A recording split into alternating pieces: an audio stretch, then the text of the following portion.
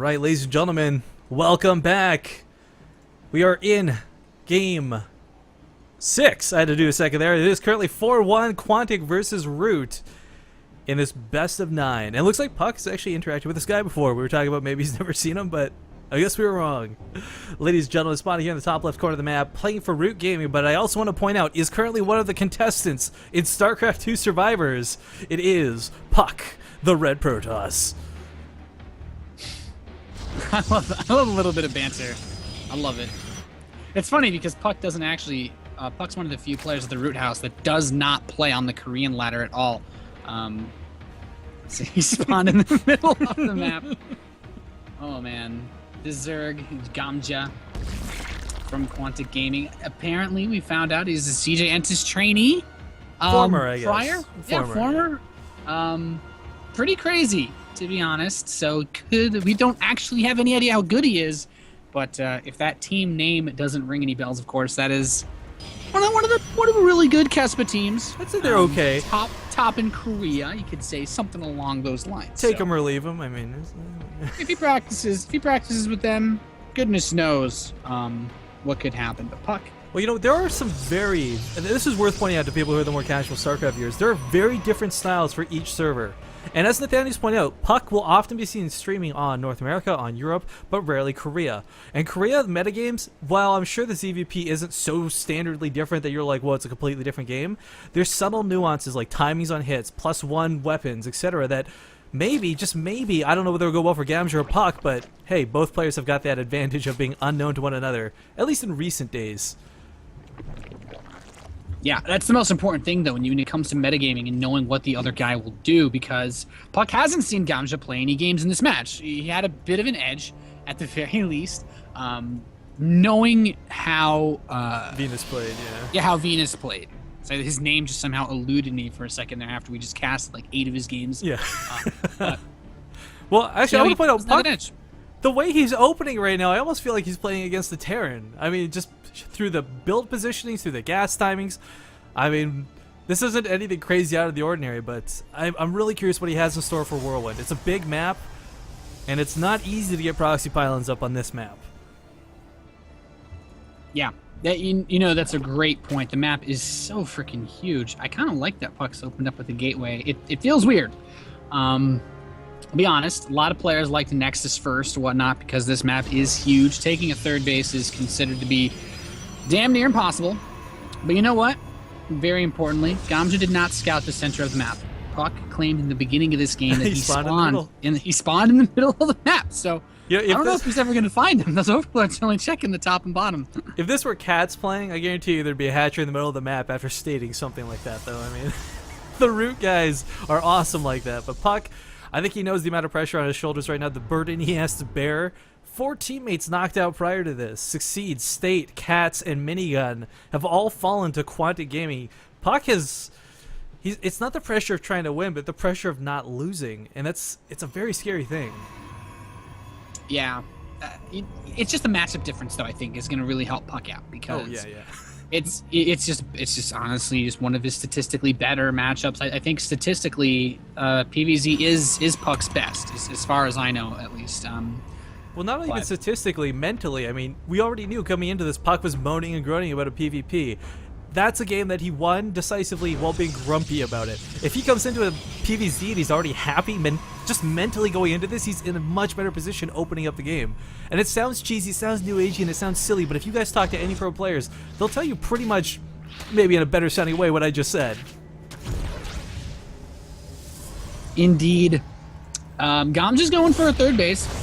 How do you feel about the speedling opening? He's not really done any kind of aggression. He just kind of has speed. I guess it's good for taking out any kind of early proxy pylons, but... I think it's kind of like Warp Gate. Like, you're going to have it. There's a couple, very few builds that involve skipping speed, of course, but most of those end up being like Roach all-ins, and if you're going for a third base, usually you're not going for like a 2-base Roach all-in. Yeah. But you know what is interesting, though? puCK's had 2 guys mining on gas for his main. He's actually taking the gas in his natural, but he's gone for a 2-base 4-gateway setup before anything like a Forge, before a Robo or a Stargate, which honestly makes me feel like puCK It's weird because the gases in the natural make it seem like he doesn't want to be aggressive with the gateways, and he wasn't able to get a pylon out on the map. Obviously, there's no probe anywhere near look that. at this Ling control, just patrolling everywhere, watchtower included. I mean, exactly. He can't put on any pressure at all right now. He'd have to cross the map with whatever he has, and then he wouldn't be able to warp in reinforcements. Well, we'll see what happens. I mean, puCK again. Every Protoss player in the world can comfortably play off 2 bases if necessary. You said earlier it's difficult to maintain a third. That's the truth of it, but again, if you're not planning to go for a third, well, then it's not that big of a problem. Yeah, apparently not. Looking in the main base, 2 speedlings do run by. They see 4 gateways on the way for puCK. There's a 5th one tucked away in the main mineral line. He'll see that too. He knows there's going to be an 8 gate coming from puCK. He's got all the information in front of him, and I feel like we're going to see potentially a lot of spine crawlers go down, or he could maybe even just dedicate the rest of his production in just pure roaches. puCK actually canceled one of the gates. And it's weird to say because the 7 gate is still a heavy dedication, but taking the 3rd behind this goes from an all-in to being actually a really defensive setup. Like, I love how Protoss work like that. Terran, Zerg, it's either an all-in or it's not. But Protoss are like, you know what? Yeah, I'll build one less building. It's no longer an all-in. Yeah, he even takes a 3rd. I love it. Mind games. And we have a lot of unit production for Gamja. Oh, but the Ling control again comes up here and scouts this. Yeah, you know what? There's been a severe lack of successful mind gaming from ROOT. We had Succeed try to do the cancel on the Stargate into the Twilight. Immediately spotted. puCK tries to take 3rd base. Pretty quickly spotted. Also nice, Gamja didn't invest anything into any static defense like spine crawlers, I guess I'd like to say. But he does have saturation on 3 bases, which means if he wants to, he could just try to mass up units and shut this base down. Which could potentially work. puCK doesn't have any upgrades at all, too. Very important to note. No +1 for anything like Zealot play. Yeah, he's already warping the Zealot. Doesn't want to be caught off guard. So many times that happens to the best Protoss players. You've got that hole in your natural open, and you can lose to Speedlings. Okay, Pylon not going to be taken out. Going to chase off the Lings for the time being. 3rd base still standing, which is a really key point. No cannons or anything here to defend it, so puCK does have to be careful. He doesn't ignore this. The Lings are a big distraction as the Roaches come across the left side of the field. Yeah, there's so many roaches. puCK does not have any idea that this is coming. puCK's blink is halfway done. But so focused on these Lings. And he needs to be enough. at the top of the ramp. He needs those force fields, but it's not. Well, here come the roaches. Zealots are here. Only 2 of them. A 3rd one just being now warped in. He could try to go for these pylons, and honestly, he could actually supply. Oh, some good force fields could catch half these roaches. Yeah, manages to grab 3 of them. You know what? Something for, I guess, energy, not necessarily nothing, but something everything that nothing. puCK picks off. Everything puCK picks off is important here. I think there's like a Warcraft 2 cheat code too. If any of the nerds out there want to confirm for me, I don't know, but that was a Brood War cheat, I'm pretty sure. Brood War was a Blizzard game cheat, man. I remember playing the single player, being that cheater guy. Be like, all right, I'm fed up with this mission. Power overwhelming. It is a good day to die. Black sheep wall. Get to see everything, man. But Gamja's got a lot of units here. This big Roach Link push. It looks like he wants to force his hand. puCK's not overreacting, but he's also perhaps not reacting enough. The Zealot in the main will go down if he's not careful. Roach is still posturing around. They don't know where it's safe. And puCK, if he can get a good force field on this ramp, keeps the Roaches out, should be able to take out all of these Lings and then clean up the Roaches after. Oh, force fields are so good, and puCKs are even better. Yeah, puCK is actually playing this very well. Roaches, though, they're just going to swell off into the main base. That force an overcharge of the sentries, though. Cannot break it. And if puCK does this right, he catches some more. Only catches 2. Could have been bigger, but still not bad. Holds this, which is the primary thing here. His 3rd base still mining, left untouched by the Roaches so far. Well, Gamja's really just been trying to bait puCK down the ramp so that the force fields don't have as much of an impact. He wants to bait him into the open, force him to use all of the sentry energy. But puCK's been so patient, not really giving in to this temptation to run in and defend the main base. And now we have a 3-base Protoss saturated versus a saturated 3-base Zerg. What does Gamja do? He's got to take a 4th base. The hatchery is queued up, but well, he does have upgrades going puCK's got all the cards in his hand right now. Double Forge is on the way to try to equalize those upgrades. Yeah. You know, you talk about the calmness and the non-overreaction to puCK, and I think that is the coolest, most respectable thing about this game. Even if puCK were to lose, the fact like every other player would have swarmed into the natural to save from that big hit, he stayed at the 3rd calmly and just waited for the force fields. And I think if he can keep that composure, he can absolutely pull off a victory in this game. Yeah, now he's got the blink. He has the Mothership Core with enough energy to recall if necessary. And this is where puCK says, hey, I've got so many force fields available, I can block your Roaches out and maybe pick off a base. 16 sentries, all with almost full energy. Yeah, but here come the Hydralisks. And this is where Yes. things get a little bit frisky. The Hydras have movement speed upgrade. They do not have the range upgrade. So I feel like that's honestly going to help puCK more. If fighting on creep, the speed upgrade almost means nothing. I actually don't only think it boosts movement speed off of creep anyway. So gamja doesn't have the range to shoot over the force fields, but puCK... And with infinite force fields, essentially, puCK could segment, like, these Hydras might be scary on mass, but if he can just cut them in half again and again and again, his Stalkers will prevail. He's got Blink, so he can keep them alive longer. He doesn't necessarily have to face smash his way into his Zerg opponent. Yeah, and he's maxed out on pretty much Stalker Sentry versus Roachling Hydra. And here we go, trying to get the Beautiful spread. force fields all around. Yeah, force field so much of the army, time warping the right side of those units, and puCK's getting the damage done that he needs to do. The Militia Corps will get picked off. There's no turning back now, but puCK is not worried about that. These force fields have been immaculate. There's so many of these Stalkers are And still they're alive. still The coming. one There's is on still the way as well. so many Flood Energy Sentries behind this, too. This isn't it. Gamja has got to hold this, and it's not going to be easy. puCK lost almost nothing in that engagement. If you guys watch the supply, it dipped for a Zerg player, but not really for puCK. Couple cannons here. The third should be able to deter this. I don't know if it'll stop it, but the scary thing for puCK is he can't really afford to warp in. He's got to kind of just continue with his forward assaults. Yeah, and actually, while he moves in trying to defend that third base, they do pick off the majority of the sentries in this army, but will it be enough? The supply is still so very close. The Hydra's but look not at able that to blink shoot over those micro. force fields. Doing that blink micro, like you say, the Roaches have taken out the cannons. puCK has to warp in 6 Zealots to defend. A decent number of the probes have been chewed away here.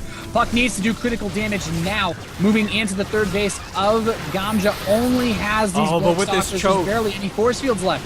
Yeah, the Lings can't even get up this ramp. He'll get both of these hatcheries if he wants to, but he's going for the drones instead. I like that choice. If he can snipe off the Hydra Den, that's really going to kill the production of gamja, as he is relying heavily on these Hydras to deal with the gateway units of puCK. But puCK actually chooses to leave it. I guess, okay, he's got no energies, no more force fields. Not going to risk it. Yeah, it's not worth losing the whole army, especially with the damage he took. Actually, there's a Roach with Awkward. Burrow Micro being used at that third. Oh man, puCK's still heavy on the front lines though. These Lings are going to get caught. Blink forward once again, and gamja, you know, he had the upgraded advantage for a while, but now it's 1-1 for puCK. He's coming up on 2-2. I mean, right now, gamja, the one thing he did, he cleared out those sentries. There's no longer 50 sentries on the field. Yeah, very, very important to note. There's not as many force field Stalkers, though. In this situation, they're okay.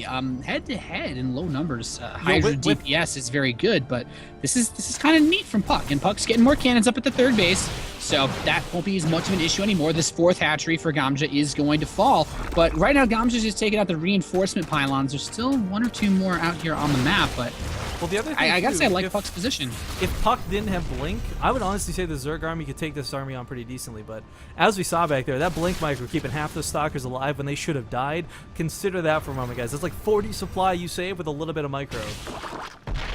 Yeah, you know what's really weird? puCK is the player in this game that is remaxing like the Zerg. Yeah.